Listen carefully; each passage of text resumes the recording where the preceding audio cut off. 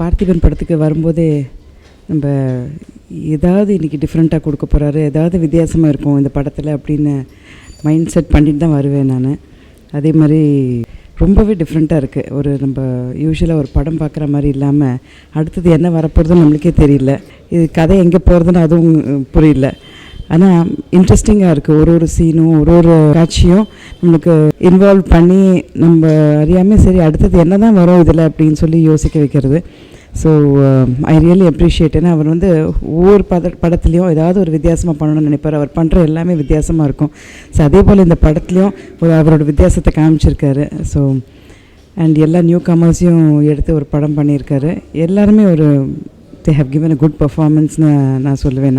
ஏன்னா நம்மளுக்கு மைண்டில் எது எக்ஸ்பெக்ட் பண்ணுறதுக்கு இல்லை, ஒரு கதை இல்லைன்னு அவர் முன்னாடி நம்மளை பில்டப் பண்ணி நம்மளுக்கு மைண்ட் செட் பண்ணி வச்சுட்டாரு. அதனால் நம்ம ஒரு ஃப்ரெஷ் அண்ட் ஒரு பிளாங்க் மைண்டோடு பார்க்கும்போது ரொம்ப ஒரு இன்ட்ரெஸ்டிங்கான ஒரு கான்செப்டாக இருக்குது அண்ட் டிஃப்ரெண்ட்டாக இருக்குது. படமும் நல்ல டாக் வந்துட்டுருக்கு. So I am really happy. I wish him all the best.